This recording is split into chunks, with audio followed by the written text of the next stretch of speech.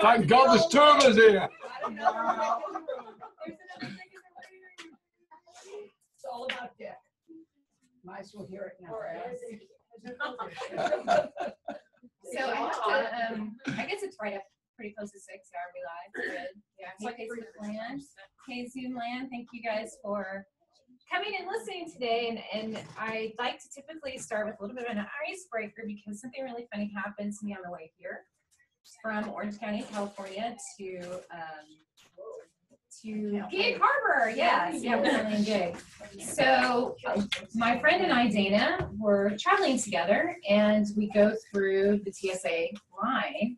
And I had on a shirt that had a lot of bling on it, right? So it goes off, right? You go through the screening and the thing goes off.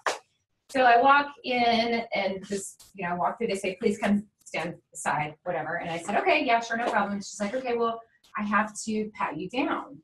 Would you like to do this in privacy? And I thought, no, we've got to go catch a plane. I'd like to get a glass of wine. Just go ahead and do it now. Well, I didn't know she was going to grab my boobs, right? And she's patting me down. I'm like, yes, this is awesome, right? I'm like so excited. So, yeah, I walk away and I grab Dana and I'm like, Dana, should I go back through and do that again? Because it's been a long time since I've had a pat down, let me tell you. So anyway, welcome, you guys. Thank you so much for coming today. And I'm super excited to be here. I've been wanting to share this message probably a good part of my life. Some of you are shaking your heads that are in the audience who know. I'm here to talk about sex and love and dating dicks. Yes, yes. So again, I want to thank, where's Rhonda? Rhonda! She's back. She's back in the back. I'll say it now. I want to thank her for opening up the space for me to share information and for being able to stream this live, which I'm really excited about too. And I hope you guys are going to enjoy the night. There she is. Thank you, Rhonda. You're welcome. Love you. I'm just making sure everything's going well. Are we doing it? Yeah. Are we live? You're live. You never know what's going to happen when it's I know, live. right? I might have this all set up, but you never know. And nobody's there. And Nope. everybody's there. All right, awesome, good. So during the course of this, I'm just going to share information. If you guys have questions, I don't mind if you interrupt me and ask me something. Maybe not. Definitely. Definitely. I know. And then of course, Facebook Live. If you have questions, please write it down, and I'll get back to them. And then of course, Zoom too. We'll open it up for question and answers. But here we are. I know, right? I'm super excited. Really excited. So I am Amy Katie. Just in case you didn't know, I am a serial dick lover. That's right. I did say dick. Because sometimes dick can be a name, right? It can be the apparatus, or it can be an asshole. Right? Now, I am not here to throw any dicks under the bus. I actually am using that name to protect the innocent. Yes, because what I have to share with you could potentially change the way you date or change the way you're with somebody right now, right? If you listen closely to this talk, you really listen intensely, come up with some really good questions, you guys will learn something and it will just change your mind about how you're thinking. So there is this theory out there that states that you potentially date or marry someone like your parents, right? Your mom or your dad. It's the traits that they possess. And in my case, that was my dad. You see, I didn't have such a great relationship with my father. Now, if you did have a great relationship with your dad or your mom, chances are they possess those traits that you carried with you into each of your adventures that you went on, right? Well, in my case, my dad wasn't exactly, well, I shouldn't say he's the best father. My interpretation of that was that he really wasn't there for me.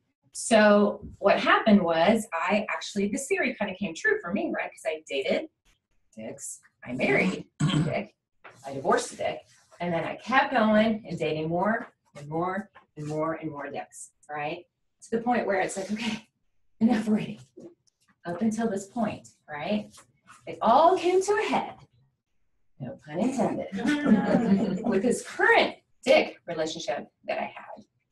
What I discovered in this relationship just completely changed the course of how I see things now. Our relationship brought something up in me that I wish I had known and learned about years ago so that I could have avoided all the habits all the patterns, all the pain, all the suffering, all the torture. Do you know what I'm talking about? Mhm. Yes. Isn't it painful sometimes to date? So painful. So within that theory, you will definitely learn potentially what, I say what not to do, and what you can do to help avoid that pain and that suffering, and to maybe change the dick name to something more pleasant than it is. So in this theory, you essentially learn your first feeling of love, or your first time that you fall in love, is with your parents. Did you guys know that? Do you kind of like get that idea? So what that does is, and I explained about the relationships, but the relationships, the traits that my father held, and I'll kind of go through some of it because it is my perception of it. He was sort of this absentee father, right? And I didn't really feel loved from him. He worked all the time, and I didn't get the love and attention that I needed from him. Why did I look at you for that? I don't know about that. I'm not looking for anything, trust me. I'm not looking for anything. But it sort of set the standard. He was a very intimidating person to me. He was disapproving, right? He had this look on his face sometimes that, it would silence me. And he would silence me. If I would say something to him, then he wouldn't listen, right? Some of you might can relate to this. I see you guys shaking your heads. You understand. I'm not saying it's just a dad. It could be a mom, too, that does the same thing, right? But in my case, I'm talking about dicks. So I'm talking about my dad. So it kind of set the course and traits for every, what I call, dick adventure that I've been on through the course of my life. So I wasn't getting that, what I needed from my dad, which was the love, right? Which was the attention, which was the nurturing.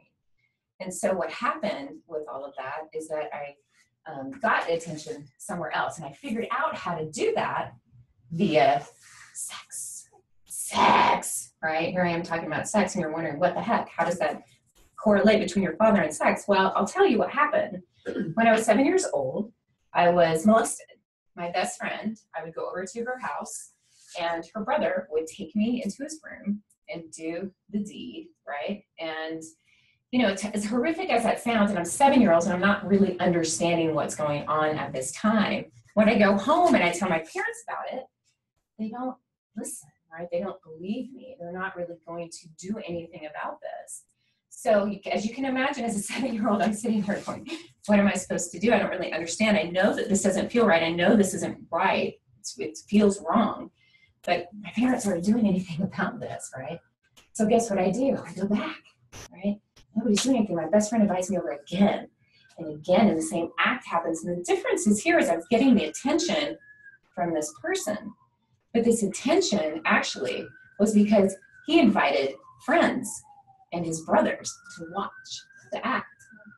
So I'm here, this is happening, I'm having people watch, I see that I'm getting this attention, and I equate it to love, right? I go home, and I'm not getting it at home.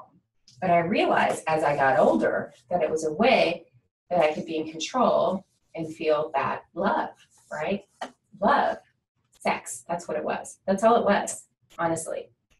So when I say that it set the standard, and then depending on my father, and that didn't happen, I just ended up manipulating, right, into all these relationships that I was in. I thought sex was the way to a man's heart, to a dick's heart, right? So when it didn't come to fruition the way I wanted it to, right, well, why would it, now that I understand that now, but I'll explain that a little bit later, I go into sort of this punish mode, punishing them, because they weren't receptive to what I was giving to them, right, and bringing to them. Because what I understood was, well, the way to get attention was through sex, right? The way to get love was through sex. So I would go and do these punishing ceremonies, right, these energetically, and I'm smiling at it because it is what it is.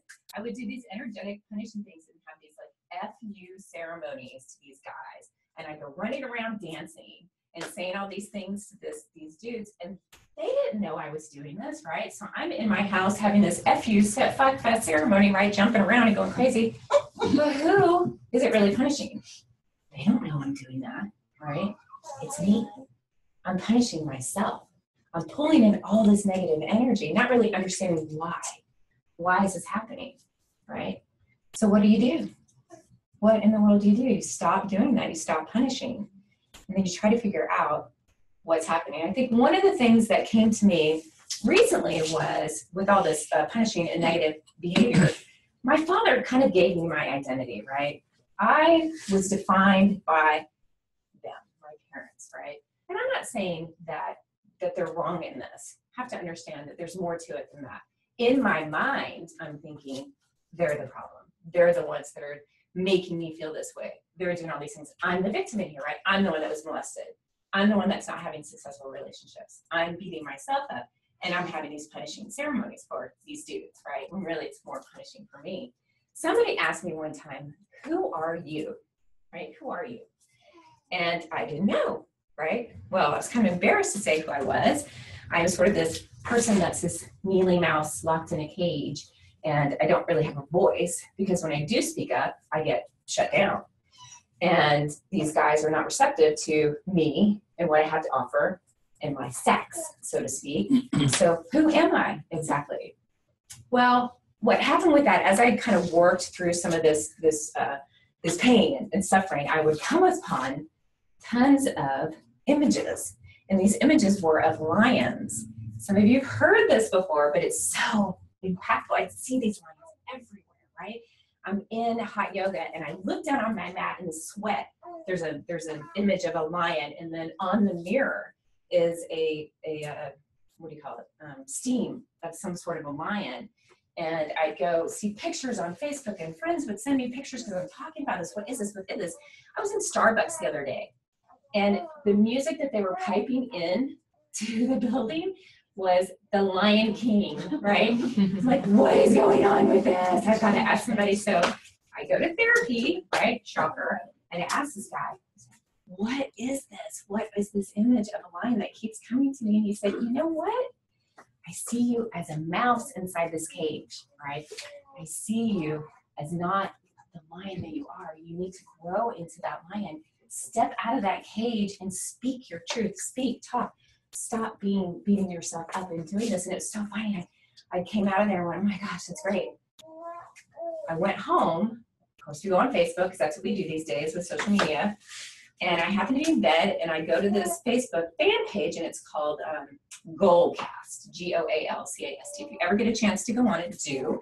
There's tons of motivational, like stars are telling their stories, and it's a motivational thing. And I come across this video, and it's called King of the Jungle. And it's Christopher Walken. Beautiful, right? Tells the story of this lion that was in Africa, super hot. And the lion goes under a tree. He goes under the tree to just get out of the heat, to cool off. He's tired, he's exhausted, he doesn't have any energy. So guess what? The kingdom gets wind of the lion is out of commission. He's sitting under this tree under the hill. So these lions, other lions, decide to come up and check it out. So they go up to him and they're nipping at his toes and they're bugging him and elbowing him. The lion does nothing. So the lions go back and they tell the other animals in the kingdom. So the lioness decides that she's going to try her hand at getting a rise out of the lion, and sneaks over to the lion and just butts its head and tries to be really sexy and nips at its toes and does her thing. The lion does nothing. Nothing. Stays there. She leaves. She goes back and she spreads the word. Now, the lower food chain animals, the hyenas and the jackals, get wind of this lion. They go find the lion. They bark at it. They laugh at it. They're nipping at its toes. You think the lion would do something? Nothing. They couldn't get a rise out of this lion. They go back. And then one day, that lion decides to get up and tears through the kingdom and eats everything in sight. Because sometimes you have to show everybody who you are. That lion came back into the play to let everybody know I'm in charge. And I almost fell out of my bed and went, yes, that's me. I'm stepping back in. I'm stepping out of my cage and I'm stepping back into my power. And I live by this. I live by this one statement. And it's high intention, low attachment. I seriously think you should remember this and write this down. This is huge, huge, huge part of understanding what intention is because I have expectations instead, right? Expectations of my father, expectations of the dicks that I dated, and all that has done, right? It just kept me in that cage. So what do I mean by intentions versus expectations, right? Expectations, which I had of my father, right? He had all these traits, right? Oh, I know what I need to tell you. What's interesting about understanding my father's background is really understanding where that came from for me, right? Because it really wasn't him that was doing these things to me, right? I did some work recently. I don't know if you heard of Byron Katie, and she does the work. Yes, everybody's saying yes, yes. So I did a turnaround statement, right? So instead of saying my father is intimidating, my father doesn't love me, my father doesn't make me feel safe and secure, I did this turnaround statement and said, I, right? I put me in front of it, right? I intimidate myself. I do not make myself feel safe and secure. I do not love myself. I do not feel worthy of love. I feel absentee, all those things, right? My dad did the best that he could with all the tools and resources that he had at the time to raise us kids. It was my perception. I placed these expectations on my father to rescue me, to save me. Yes, sure, I was 7, I was molested. He should have been there, right? I understand that. But he also didn't want to deal with it, right? What can I do about that, right? There's nothing but. And looking at him now, today, right? Father's Day was on Sunday.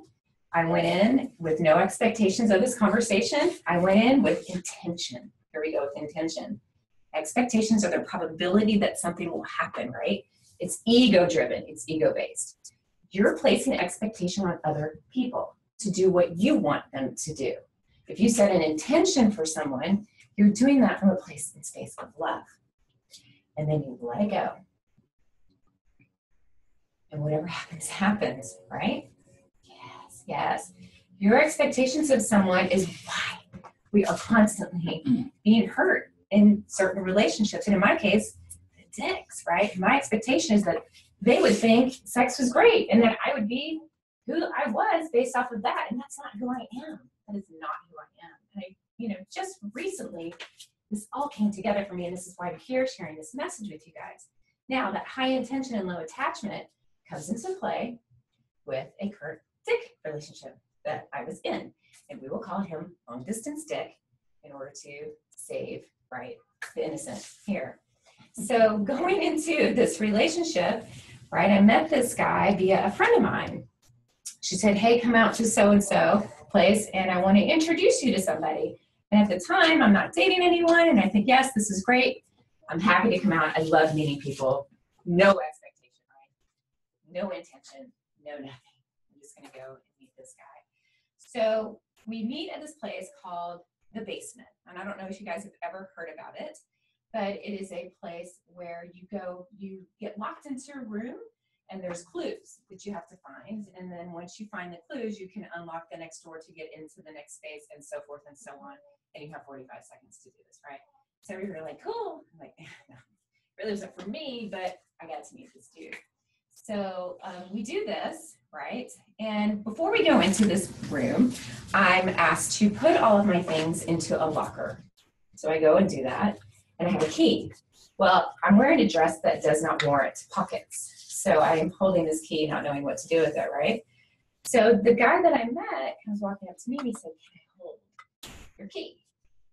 I went, yes, of course you can. I thought that was just so romantic, it's super nice. I mean, it really doesn't take much for me, honestly. Just a nice gesture is really awesome. So we go and do this, and of course I'm in there pretending, right? I'm pretending like I'm looking for clues, but honestly, in reality, I'm checking them out. It's really cute. So I'm gonna fast forward through this story because you can get all the juicy details. You guys, I'm writing this book called The Adventures of Dating Dick. And it's The Outrageous Adventures of Dating Dick because it's crazy, but you can get all the details in it. I'm gonna fast forward to what has happened, getting back to our expectations versus intention.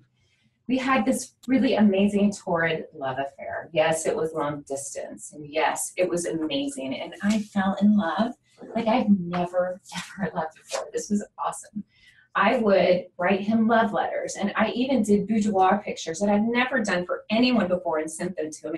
Every chance I got, I would get on a plane and I would go out and see him. I just adore this guy. And he was so receptive the first time. Sex really didn't play a role in it. I actually said, no, I'm not going to do this. I'm not going to go on that route. I'm really going to get to know this guy. Well, how long do you think that lasted? Well, anyway, it was amazing. So one day, he did text me, I miss you. I want to see you. This is really hurting me. And it was kind of like, okay, I'll be there next week. No big deal, right? And as it turns out, again, I'm cutting to the chase here. He basically said, I have no time for you in my life. I don't have any time for you. What? I mean, what just happened here? He just went from, this torrid love affair to, and I have to tell you, it didn't just go black and white like that. It definitely took its toll. We went through some things. But guess what? The intention that I had to send him all this love, right? The intention to send him love letters and the boudoir pictures and coming out and being with them and doing all these things was an intention, and I just let it go. When those words came out of his mouth, then a little bit of desperation set in, right? I'm like, wait a minute. That's not what I expected, right? I'm expecting more than that. I put out all this effort. My expectations are here. My intentions went here, right? It's not pretty. So when that happened, there's sort of this desperation that came into place for me. So I'll cut to the last day that we were together. He had friends over, and over to his house we had a barbecue, and then we had a great time. I thought everything was fine. Once they left, I wanted to have a discussion, and I do, on what's going on. Why is this happening, right? And he said it again. He said again, I'm so sorry, but I just do not have time for you. In my life, I'm really busy, right? I'm super busy. Remember my dad, right? So it starts. So he said, but I want you to stay. Can you stay, stay in the spare bedroom? So I'm hearing this, and there's more to it. You guys can read about it. There's a lot of pain and a lot of, oh no, and a lot of desperation and a lot of, what am I going to do? And it's like, okay, I'm resorting back to my sexual ways, because if I could do that, I know I could keep them. I know I could, and I'm going on, and I'm crying, right? Because we're having this conversation. It's not going my way. It's not going the way that I'm expecting it to. So we go upstairs to go to bed, right? I'm going to go into the spare bedroom, and he's going to go into his own room. But I'm sobbing, and I'm starting to put my things down, and I'm thinking, wait a minute. No, I'm not going to do this. I'm not going to stay in somebody's place that doesn't want me in his home, that doesn't want me in his life. I'm out of here. So I drop down to my knees, and I'm still like, I'm still sobbing. And I go to get my phone. It's late at night, and I'm trying to contact my friend to find out if I can come stay with her and that she's not asleep already. And I feel somebody over me that's hovering over me, and I'm just fishing for my phone, and I'm trying to call, and I'm texting, and I'm not getting a response. And I just feel this presence over me, standing over me. And I finally gather my stuff, and I stand up, prepared to turn around to see him, and he's gone, right? He's gone. And I just felt this torrid intimidation, right? This dude standing over me. So I walk down the hallway, and I go peek into his bedroom, and he's already in his bed. And I look in, and of course I'm still crying, and he's in his bed, and he's laying there looking at me with sort of this disapproving look on his face. You see where this is going? And I said, hey, do you mind calling the gate and letting them know that, Uber's coming, and I'll wait downstairs. I see this look on his face, and it's just horrific, I see my dad all over again. I walk down the stairs, I go outside, because I don't want to stay in somebody's house that doesn't want to be with me, right? No way. It's late at night. I'm sitting on the curb.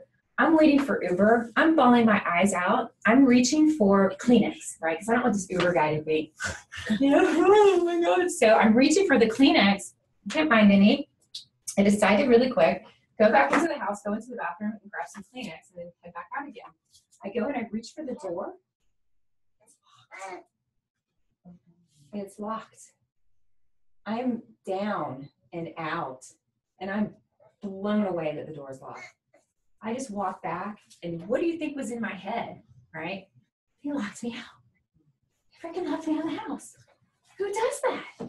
So I go sit back on the curb, and I'm waiting for Uber, and just in my mind, I'm going, okay, me trying to turn around this whole scenario. It's going to be okay. It's going to be okay. It's going to be okay. But in my heart, I'm broken. It is done. And I'm sitting on a curb going, this is so ironic, right? Because the relationship started with, can I hold your key? And then it ended with, him locking me out of his house, right? Out of his life, and locking me out of his heart. Devastated. So for an entire month, I'm going back, like, we don't talk, we don't communicate. It didn't end well in my mind. And I'm questioning everything. What did I do, right? Was it something I said, of course, right? Is it how I look? Is it not culturally correct? What am I doing that's so wrong? All these expectations that were set on this man, and he ends up locking me out of the house, right? All this crap's going in through my mind. So a month later, I finally reached out to him, and I said, hey, would you be willing to talk to me because I need some closure, right? Typical of a woman. I do anyway. And I said, I'm writing your chapter and I need to finish the book. So I have a few questions for you about the last night. So I can finish this chapter. Would you oblige and talk to me? And of course he said yes, because he's that kind of guy. He absolutely said yes. You would not believe what his side of the story was. So I said, okay, let's walk through this, okay?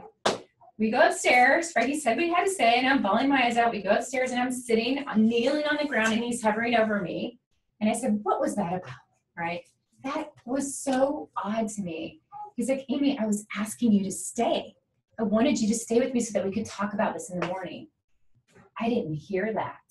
All I heard was, I got to get my phone. I got to get out of here. This sucks. He doesn't love me. He doesn't like me. No.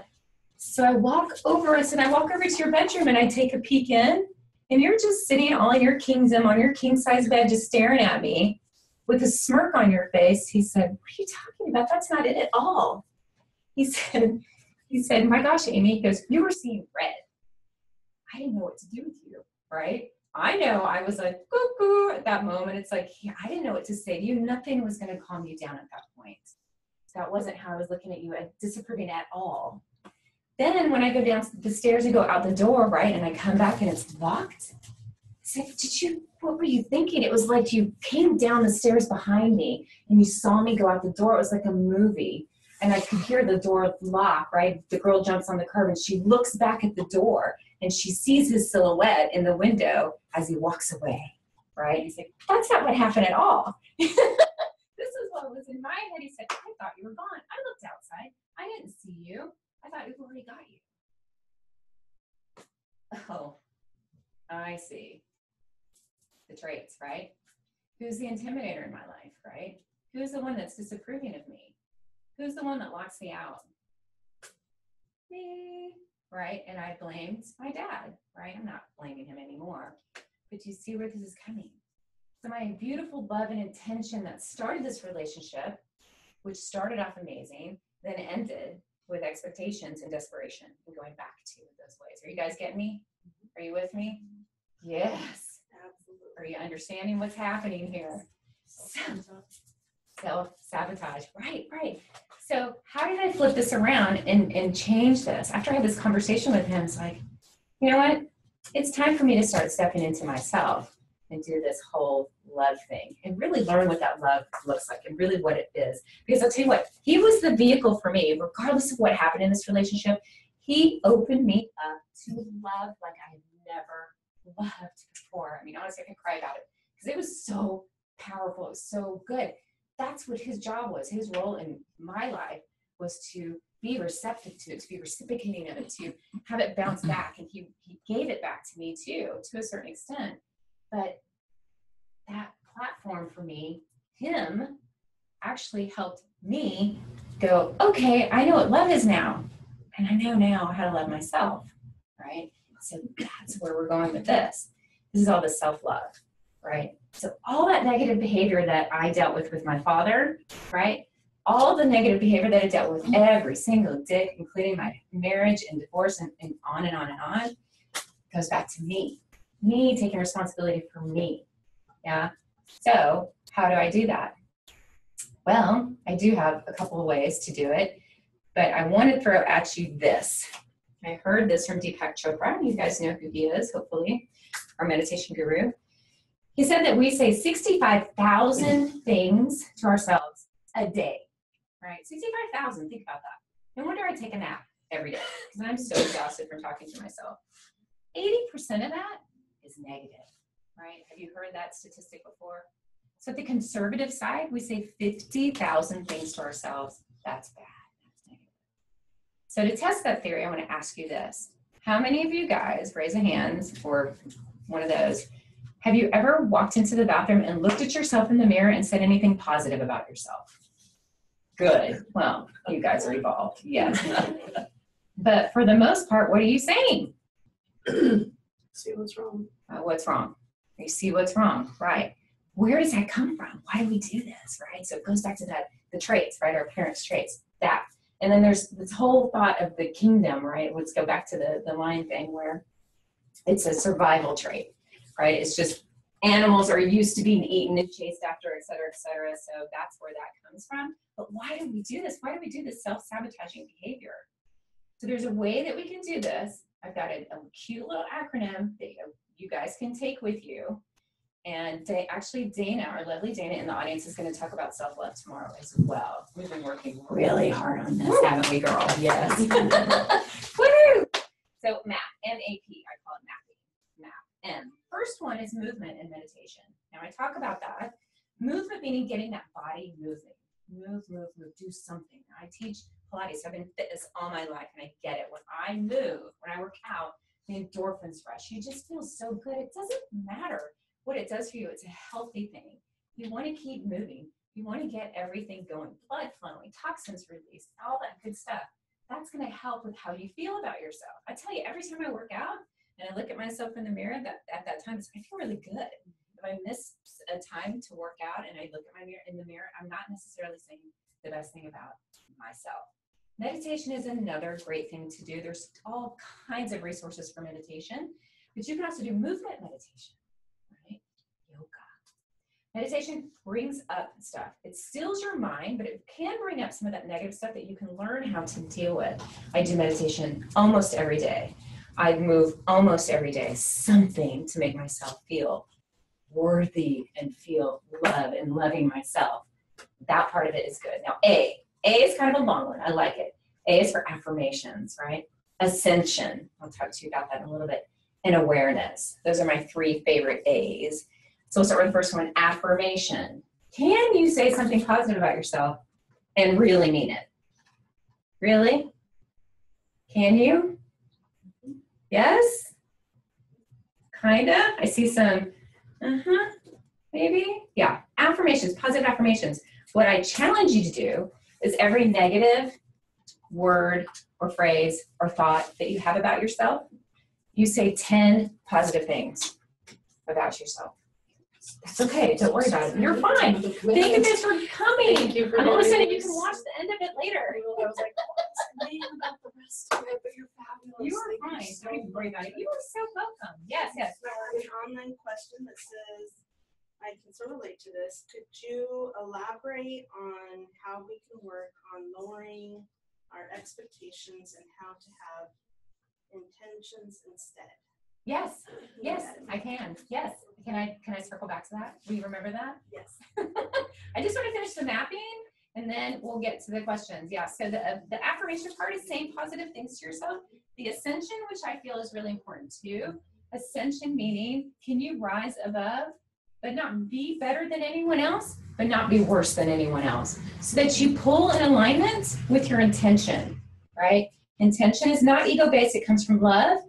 If you're not ascended, you're coming from a space of expectation and ego, right? So I like to draw that together. We're not better than anyone. We're not worse than anyone. We are who we are. We're that lion, right? We're totally that lion. And then awareness. Big buzzword. Big, big, big. Awareness. Can you be aware of what you're doing? So this person was asking, how can I set my expectations or whatever and set better intentions for myself? Be aware of what you're doing, right? This is what this is about. Are you aware that you're setting these expectations on these people? Really, truly, that they might not even know or understand that you're doing that. That causes this, does it not? Well, I want it this way. Well, I don't understand that. I want it this way. Well, I expect this from you, right? Well, oh, well, okay. And then the fighting begins, right? So the expectations and intention. So if you're aware of this and you can step back for a second before you react, really think about where this is coming from. Is it really coming from your ego or are you coming from love? Because that's really what it's about, coming from love. Bob's thinking, he's shaking his head. I'm getting a man on board with the train here. This is good. P. Being present, right? Present, purpose, and power, right? There's a whole lot of power there, ladies. Sorry. All right. Stop. So the being present, right? Being present in the moment with someone. When somebody's speaking to you and they start to tell you their expectation and you're listening to what they're saying. Where are they coming from? What space are they coming from? Did they have a really bad day and they're coming in and they're coming at you with what they want, right? Because it didn't work over here. So they're coming to you, a person that you love, and then they're going on and on. But be present with them in that moment so that you're aware of what's happening.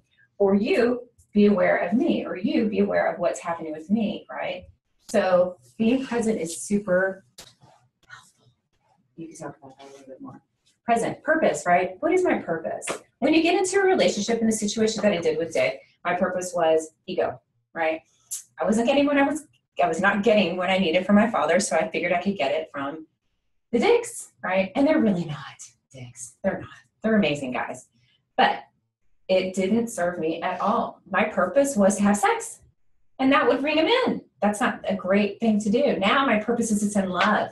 And guess what? If that love doesn't come back to me, it's okay, because I will get it from somewhere else.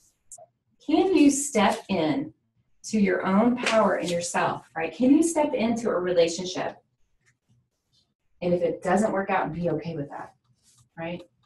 Can you talk to yourself and self-love and self-care and do that mapping so that your power doesn't go away when this relationship doesn't work out? Mine did. Remember my acts of desperation, the intimidation, and everything that goes along with it?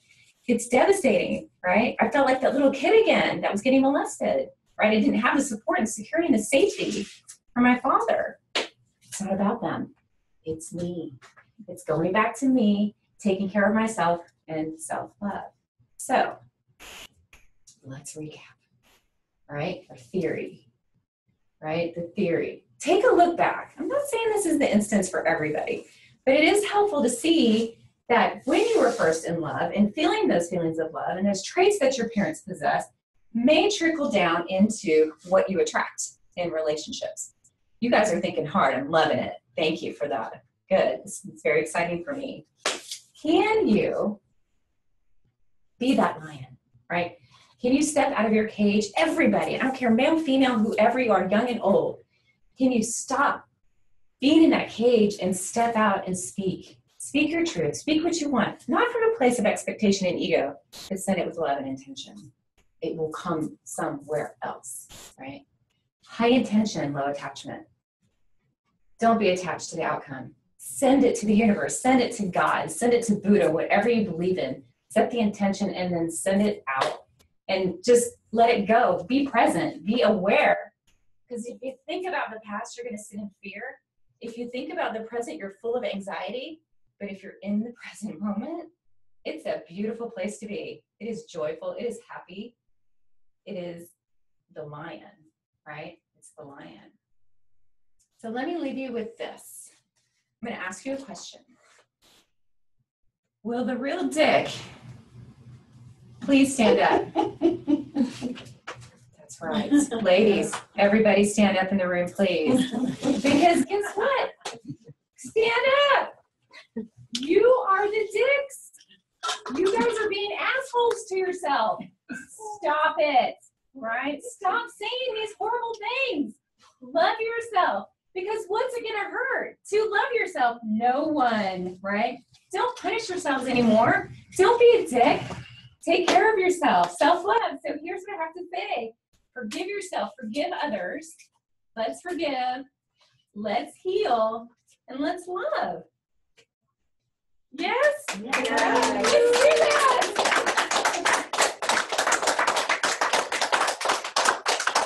So I wanted just to share a little tidbit, and I told you guys about the book earlier.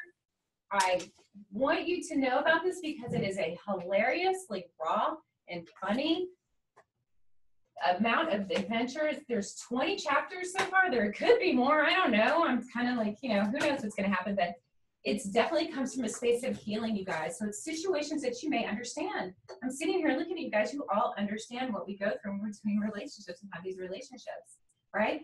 But at the end of this chapter, there's so much healing and self-love, and there's a surprise twist to the ending that I think you'll really like. So if you guys are interested, let me know. And thank you so much for coming and listening, Facebook Live and my Zoom people. It was awesome. If you have any guys, if you have questions, I'm here to answer them. I know, hopefully that guy got his answer with the expectation and intention. Yeah, sorry if I said the name. I think it was Maxine. Maxine, yes.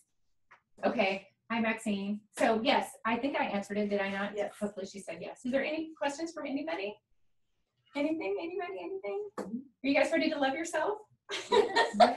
Amy, Here's what, oh yes. You know I've what? heard there is an opportunity to read a part of your book early, Yes, right? yes, How do we do yes. that? There's two things I want to tell you guys. I forgot that those of you came, I have gifts for you, and I want to share that with you. But yes, if you want to read a sneak peek of my book, you can go onto my webpage and just opt in. And it will pull up a screen. You'll just click on a link, and boom, there it is. And you can get a little sneak What peek. of what chapter are we getting? we're getting the sexting dick. What is it? Sexting dick. Sexting day. Sexting And dick. what is your one? My webpage is amykatie.com. amykatie.com. What I forgot, which is really important, I have these really amazing crystals that have map on it for you guys so that you can take it home and do your mapping. Here's what's funny about the black and white, right? So long distance Dave told me, I think in black and I think in white. And I busted out laughing, like, what do you mean? He's like, it's either all in or nothing. And I said, oh my God, that's so funny because I'm so brave. I'm like, woo, whatever. But little do you know that if you mix the two, black and white makes black. That's right, and that's a beautiful thing. So anyway, you guys can choose which one you want, the black or the white, but the map stone is for you. Please, definitely email me, whatever you guys, if you have any questions, I'm here for you guys. Yes? I have one last question. What is the best way that you know how to treat yourself for whatever you're being addicted to yourself at the moment? So is there a method that you use? Yes. How do you know? Yes. Well, I do loads of meditation, and in that moment, now is this in reference to a guy, or is this just reference being addicted to yourself? Just being addicted to yourself. I'm still addicted to myself, for sure. For sure. I was, Wednesday night I woke up, or excuse me, Wednesday night before I went to bed for this talk, I was a true dick to myself because I just sat in so much self-doubt of this talk. I didn't know what people were going to think. I really still don't know what you guys are going to think. But I just said, I shouldn't do this. I need to cancel the trip. This is crazy. No one's going to listen. No one's going to believe this. All the naysayers. I seriously, yes, I did. And I went into this horrible space of negativeness. And what did I do? I started to do some meditation, and I did some slow breaths and kept saying, it's going to be okay. It's going to be okay. Just go to sleep. Sometimes I just have to go to sleep, right? I do take naps a lot. And in the middle of the night, I remember waking up at 2 o'clock in the morning, and I didn't feel panicked anymore. So I ran the whole thing through my head, right? I ran what I was going to say and really doing this kind of self-assurance thing. And then the next morning I woke up and went, dropped my feet on the floor, seriously walked into the bathroom and went, you got this. Okay. If just one person gets it, I did my job, right? And I know somebody out there gets it. I mean, I'm really, really wanting this message to be very clear that we are truly the dicks, right? In our expectations and everything else and how we treat ourselves.